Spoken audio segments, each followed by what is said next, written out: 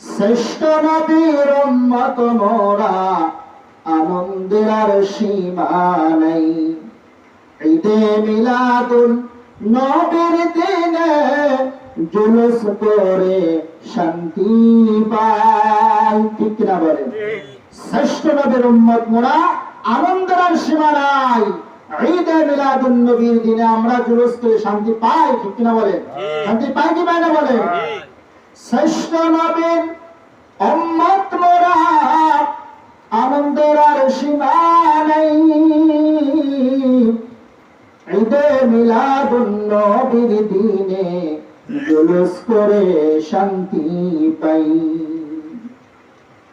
ঈদের দিনে নবীর কাছে মা আসিয়া আসিয়াছেন, আরো আসলেন মা মরিয়াম, কিতাবেতে যাহা পাই, ঠিক কিনা বলে?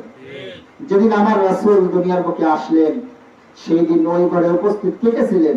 হযরতে মারিয়াম রাদিয়াল্লাহু তাআলা আনহা এবং হযরতে আসিয়া রাদিয়াল্লাহু তাআলা আনহা। এই দুইজন কি দুনিয়ার কোনো সাধারণ মানুষ? না, জান্নাতি মেহমান। বলেন সুবহানাল্লাহ। তার মানে আল্লাহ পাক তার রাসূলের খেদমত করাছেন জান্নাতি দুইজন মহিলার মাধ্যমে। দুনিয়ার কোনো মহিলা নয়, জান্নাতি নয়। তারা আগে থেকে অলরেডি মারা গেছেন, তারা জান্নাতে হয়ে গেছে। এটা বিশ্বাস হয়? হ্যাঁ, মা হাওয়া ছিলেন। তো এই যে জান্নাতি মহিলারা ছিলেন, আমার রাসূলের দুনিয়ার কোন মহিলারা আমার রাসূলের মা লজ্জাস্থান, তার শরীর দেখার সুযোগটাও পায় নাই। কারণ আমার রাসূল যেদিন আসবেন, দুনিয়ার কোন মহিলাকে ওই ঘরে ঢোকেই নাই, প্রবেশ করেই নাই। আমার রাসূলকে যাহা কিছু করা হয়েছে সব জান্নাতি মহিলারা। বলেন সুবহানাল্লাহ। নবীর আদব মোহনের দিনে সকল শত্রুতা ভুলে বাঘ হরিণের গায়ে চুমো দেয়। নবীজির আদব মোহনের দিনে সকল শত্রুতা ভুলে বাঘ হরিণের গায়ে চুমো দেয়। বলেন সুবহানাল্লাহ। নবীজির আগমনের দিনে বাঘ যে হরিণের গায়ে চুমো দেয়, বাঘ বলে ভাই আজকে আনন্দের দিন, খুশির দিন, রাহমাতাল লিল আলামিনের আগমনের দিন, আজ আমি তোদের উপরে আক্রমণ করব না। বিশ্বাস হয় তো? বিশ্বাস করলে ইমানদার, না করলে বেঈমান, এর মধ্যে কোনো সন্দেহ নাই। বেঈমান হয়ে বসে রয়েছে যদি বিশ্বাস আপনার না হয়। বলেন হুজুর, বাঘে আবার হরিণের কথা কি করে বোঝে? হরিণ বাঘের কথা কি করে বোঝে? আবার ভাই পশুরা পশুর কথা বোঝে। আর যদি আল্লাহ পাক বোঝার ক্ষমতা দেন তাতে কোনো কথাই নেই।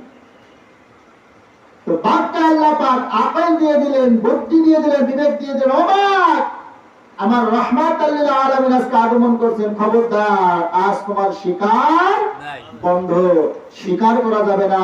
হরিণকে চলে দাও, হরিণকে বন্ধু বানাও। বলেন সুবহানাল্লাহ। সৃষ্টি কোনে আল্লাহ তাআলা মারহাবা মারহাবা বলেন। ওই দিন আল্লাহ তাআলা আরশের মধ্যে বসে বলতেছেন মারহাবা মারহাবা। আল্লাহ বলেন কি? মারহাবা মারহাবা। আমার রাসূলের আগমনের দিনে যদি আমরা খুশি না হইতে পারি, এর থেকে পুরা কপাল আর একটাও নাই। খালি বলে কি সে ঈদে মিলাদুন নবী। ঈদে মিলাদুন নবী হাদিস কোরআনে আছে, ওরা খুঁজে পায় না। ওরা কি করে না? ওরা খুঁজে পায় না। তো আল্লাহ পাক আমাদেরকে সেই রাসূলের ঈদে মিলাদুন নবী পালন করার তৌফিক যেন আল্লাহ পাক আমাদেরকে দান করেন। কবে বলেন ঈদে মিলাদুন নবী দিন? কবে? আগামী সোমবার 12 রবিউল আউয়াল 16 সেপ্টেম্বর। ওই দিনটা সর্বশ্রেষ্ঠ দিন, রাহমাতাল লিল আলামিনের আগমনের দিন। আমার রাসূল কোন অবস্থায় আল্লাহ পাক দুনিয়াতে পাঠাইছেন? ওই সময়টা ছিল জাহেলিয়াত যুগ, অন্ধকার যুগ। যে সময় মানুষের মধ্যে কোনো মহাব্বত ছিল না, ভালোবাসা ছিল না। এমনকি যখন কোনো কন্যা সন্তান জন্মগ্রহণ করত, বাবারা এত বড় নিষ্ঠুর ছিল, কন্যা সন্তানকে দেখতে পারত না। আজ আমার রাসূল দুনিয়াতে আসার কারণে কন্যা সন্তানের দাম বাড়ছে না কমছে? রাসূল দুনিয়াতে আইসা নবুয়তি পাওয়ার পরে একটা ঘোষণা দিলেন, যে ব্যক্তি একটা কন্যা সন্তানের বাবা, সে একটা জান্নাতের মালিক। যে দুইটা কন্যা সন্তানের বাবা, সে দুইটা জান্নাতের মালিক। যে তিনটা কন্যা সন্তানের বাবা, সে তিনটা জান্নাতের মালিক। এবং শুধু তাই নয়, সে আমি রাসূলের সঙ্গে জান্নাতের মধ্যে প্রবেশ করবেন। সুবহানাল্লাহ। তার মানে নবীজি আসার আগে জাহেলিয়াতের যুগে বাবা তার কন্যাকে জীবিত অবস্থায় মাটির তলে পুঁতে ফেলতো। কত বড় ভয়ঙ্কর ছিল এটি হিসেব করেন তো। বাবা হয়ে জীবিত সন্তানকে মাটির তলে পুঁতে রাখতো।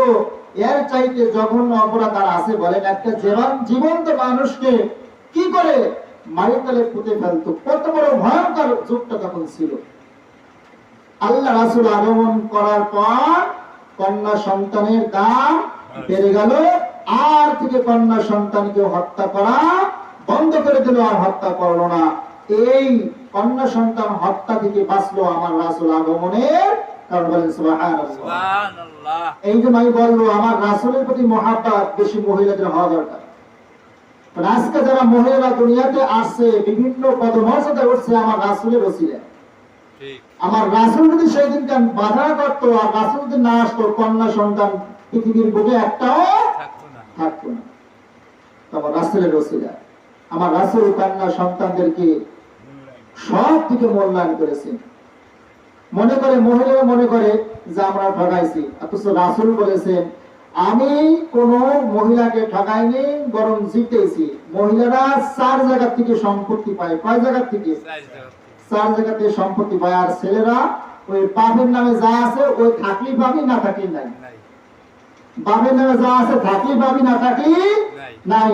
আর বাপের নামে থাকুক আর না থাকুক, 4 জায়গা থেকে সম্পত্তি একটা মহিলার অ্যাকাউন্টে তার নামে অটোমেটিকলি জমা হয়ে যায়। বাপের 1 নম্বরে বাপের থেকে, বাপের তো কম বেশি যা হোক আছে, 1 নম্বরে পায় বাপের থেকে সম্পদ। 2 নম্বর পায় মায়ের সম্পদ, কারণ মায়ের সম্পদের অধিকারী একমাত্র তার মেয়ে বেশি। 3 নম্বর পায় স্বামীর থেকে, ঠিক কিনা বলেন? 3 নম্বর পায় স্বামীর থেকে। আর 4 নম্বর পায় বড় সন্তানের থেকে, ঠিক কিনা বলেন? তাহলে সম্পদ পেলে কয় জায়গা থেকে?